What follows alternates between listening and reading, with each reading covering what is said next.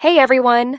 Welcome back to the English Leap podcast, where we help you leap into English fluency with confidence. I'm Erin. And I'm Evan. If you're new here, this is the podcast where we break down English learning in a fun, practical way, without the boring textbook jargon. And if you're a returning listener, welcome back. We love having you here, and we appreciate every single one of you tuning in. Hey Erin, random question. Have you ever met someone who just completely shuts down a conversation? Oh, you mean the one-word answer people? Yeah, all the time. It's the worst. Like, you ask them something and they give you absolutely nothing to work with. Yep, I met one last week. It was painful. Oh, I need to hear this. So, I was at a networking event, trying to meet new people. I introduced myself to this guy, and I asked, "What do you do?" Okay, normal conversation starter. So what did he say? He just goes, "I'm an engineer."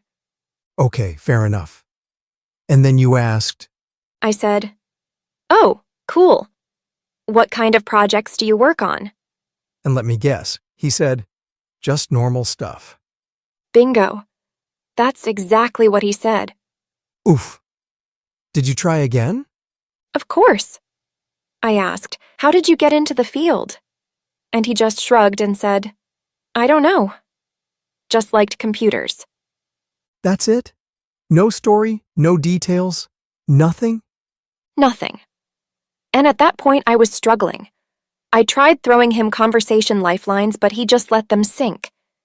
It felt like I was talking to an auto-reply bot. That is painful. It's like trying to keep a balloon in the air, but every time you hit it up, it just falls straight back down. I know, right? A good conversation is like a fire. It needs energy from both sides to keep burning. If one person keeps throwing in new logs, but the other just sits there, the fire dies out fast. That's a great way to put it. And the worst part? When that happens, people think they're just bad at conversations, when really, they just don't know how to keep the fire alive. That's when it clicked for me. I thought, why not make a podcast episode about how to keep a conversation going? After all, so many people struggle with this, and it's a skill everyone can develop. Sounds like today's episode is going to be a game changer. So, what are we waiting for? Let's dive in. But before we get started, let me tell you, we've put together a free PDF with all the key takeaways from today's episode. It even has a comprehension exercise and a grammar exercise to help you practice. Grab it from the description.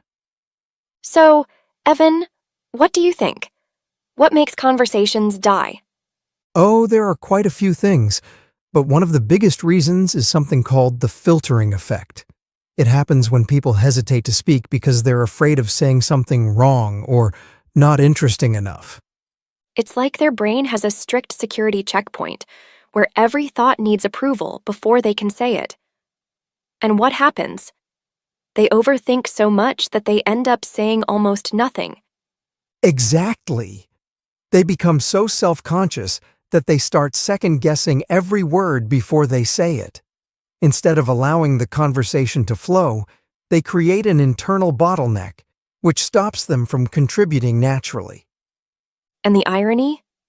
The more they hesitate, the more awkward they feel, and the harder it becomes to say anything at all. Their mind becomes paralyzed by fear, and suddenly, the conversation is completely stagnant. Right. And when conversations become stagnant, the other person might assume they're not interested in talking, when in reality, they're just trapped in their own overthinking. And then there's social anxiety. Some people get so nervous that their minds just go completely blank. Instead of thinking about what to say next, they start spiraling. Do I sound boring? Do they like me? Until their brain just shuts down entirely. It's like when you have too many apps running on your phone and suddenly it crashes. Your brain just malfunctions because it's overwhelmed. Exactly. And because of that anxiety, they end up speaking in a very rigid way. Short, stiff answers that don't leave room for expansion. And the irony is that they're afraid of seeming boring. But by saying almost nothing, they actually create a monotonous interaction that feels dull for both people. And finally, some people just aren't really listening. They're either waiting for their turn to speak, or their mind is drifting somewhere else entirely. It's like trying to play tennis, but instead of watching the ball, you're just thinking about your next shot. By the time the ball actually gets to you, you've got nothing. Exactly. And because they weren't really paying attention, they miss out on great opportunities to keep the conversation going. They fail to pick up on subtle details that could lead to a more dynamic conversation. All right, so now that we know why conversations die, let's talk about how to fix it. Here are 3 powerful strategies that will make you a better conversationalist. The first fix is to remove the filter. Instead of overanalyzing every word before you say it, try speaking more freely. Easier said than done, though. I know. But think about little kids. They don't sit there wondering, will this sound cool? They just talk. And that's why their conversations are full of spontaneity. They speak their minds without fear of judgment. That's true, but most adults, especially in new conversations, become so self-conscious that they hesitate before saying anything. Exactly. And that hesitation creates a bottleneck in your mind. Instead of letting thoughts flow naturally, you stop them, analyze them, and question if they're good enough. And what happens? You end up saying nothing, or giving the safest, most monotonous response possible. Right? And ironically, in trying to sound more interesting, people actually make themselves less engaging because they're filtering out their natural personality. Yes. And here's the thing. Most people aren't judging you as much as you think. They're too busy thinking about themselves, how they sound, how they look, what they should say next. The moment you realize this, you start feeling more at ease. That's a great point. So, how do you actually remove the filter? Practice talking without overthinking. Start in low-pressure situations, like chatting with a friend or a coworker about something casual. Instead of pausing to analyze your response, just go with whatever comes naturally. And if you're really struggling, one trick is to verbalize your thoughts. Instead of filtering yourself, say things like, I was just thinking about, or that reminds me of. That way, you train yourself to keep talking naturally, instead of pausing in self-doubt. Yes. And a fun way to practice this is to have conversations where your goal is to speak without pausing for at least 30 seconds. Even if it's not perfect, you'll get used to letting words flow instead of stopping yourself. That's a great exercise. The key takeaway here is, stop aiming for perfection. Just talk. Conversations should be fluid, not rehearsed. All right, the next strategy is one of my favorites, the pratfall effect. Oh yes, this is a powerful one because it completely flips the way people think about mistakes. Exactly. So, the pratfall effect is a psychological principle that says people actually find you more likable when you make small mistakes. It makes you seem more authentic and relatable. Think about it. When someone is too polished, too perfect, they almost feel robotic. You respect them, but you might not feel comfortable around them. Right. But when someone laughs at themselves, admits they forgot something, or even stumbles over a word, it actually makes them seem human and approachable. I love using comedians as an example. Have you ever noticed how some of the funniest people intentionally make silly mistakes on stage? They might trip, mispronounce something, or laugh at their own joke, and the audience loves them even more for it. That's because imperfection makes you relatable. If you're trying too hard to be flawless, people can't connect with you. And this is huge when it comes to conversations. A lot of people hesitate to speak because they're afraid of saying the wrong thing. But in reality, making little mistakes actually makes conversations flow better. Exactly. If you mispronounce a word or lose your train of thought, don't panic. Just own it and move on. You can even joke about it, saying something like, "Wow, my brain just completely glitched," makes it lighthearted and keeps the conversation going. And here's something interesting. If you're learning English, native speakers don't care if you make mistakes. In fact, they admire people who try to communicate, even if it's not perfect. That's such a good point. When I was learning another language, I used to be so rigid about saying everything perfectly. But the moment I stopped worrying and just spoke naturally, my confidence skyrocketed. Exactly. So the takeaway here? Stop aiming for perfection. Embrace mistakes. Be real. It'll make you a much better conversationalist. All right. Now for one of the most powerful conversation techniques, threading. Ooh, I love this one. This is the secret to making conversations flow naturally instead of running into dead ends. Exactly. Threading is when you take something from what the other person just said and pull on that thread to expand the conversation. Instead of letting the topic die, you use it to create multiple directions to go in. It's kind of like a spider web. Every conversation has little connections you can build on, but if you don't recognize them, the conversation just stalls. Right. Let's say someone says, "I went to Italy last summer." If you're not actively listening, you might just say, "Oh, cool." And then what? Dead silence. Yep, and that's where threading changes everything. Instead of a dead-end response, you can pull multiple threads from that one sentence. Watch this. "Oh, what was your favorite part?" You get them to expand on their experience. "I love Italian food. Did you try anything new?" Now you're talking about food. "I've always wanted to go. What was the most surprising thing about Italy?" Now you're sharing your interest and keeping the conversation mutual. Exactly. Now, instead of shutting the conversation down, you've opened multiple doors for where it can go. And the best part?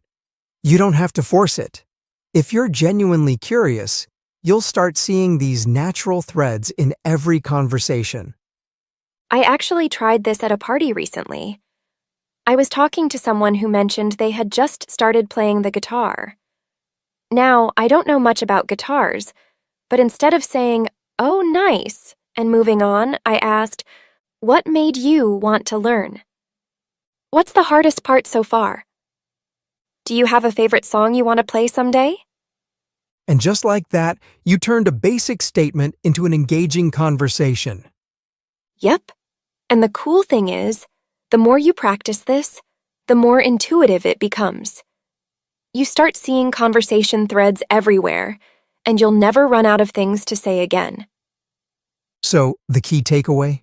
Look for the threads. Ask open-ended questions. Stay curious. That's how you keep a conversation alive. All right. That was a lot of great information. We've covered how to remove your filter, why embracing imperfection makes you more likable, and how threading keeps conversations alive. And to make sure you really understand today's episode, let's break down some of the key words we used. Charlotte, take it away. Hey everyone, it's Charlotte, and I'm here to help you with some of the tricky words from today's episode. Let's go over them. Spontaneity, meaning acting without overthinking or planning. Example, John's spontaneity surprised everyone when he booked a last-minute flight to Paris. Self-conscious, meaning overly aware of how others perceive you. Example, Emma felt self-conscious about wearing glasses in school until she realized no one actually cared. Bottleneck, meaning a blockage that slows things down. Example, traffic was moving smoothly until a car accident created a bottleneck on the highway. Monotonous, meaning dull, repetitive, and lacking variety, making something uninteresting. Example, listening to the same playlist every day made his morning runs feel monotonous. Authentic, meaning genuine or real. Example, her grandmother's old recipe gave the dish an authentic homemade taste. Relatable, meaning easy to connect with or understand. Example, the comedian's jokes were so relatable that the entire audience couldn't stop laughing. Rigid, meaning stiff or not flexible. Example, the company's rigid dress code required employees to wear suits, even in summer. Stalls, meaning comes to a stop or slows down. Example, the project stalls every time they wait for the manager's approval. Mutual, meaning shared by both people. Example, Lisa and Mark ended their relationship on mutual terms, with no hard feelings. Intuitive, meaning natural, easy to understand without effort. Example, the new smartphone's design is so intuitive that even my grandmother learned how to use it in minutes. That's it for today's breakdown. Now back to Aaron and Evan. Thanks, Charlotte. Those words are super useful, especially if you want to sound more natural in conversations. Absolutely. And remember, conversation is a skill. The more you practice, the better and more intuitive it becomes. So, here's your challenge. Next time you're in a conversation, try using one of these 3 strategies. Remove your filter, embrace imperfection, or use threading. See how it changes your interactions. And if you found today's episode helpful, don't forget, we've put everything into a free PDF with all the key takeaways, plus a comprehension exercise and a grammar exercise to help you practice. You can grab it from the description. And of course, if you enjoyed this episode, make sure to subscribe, leave a review, and share it with a friend who might need it. That's it for today. Thanks for hanging out with us. See you next time on the English Leap podcast.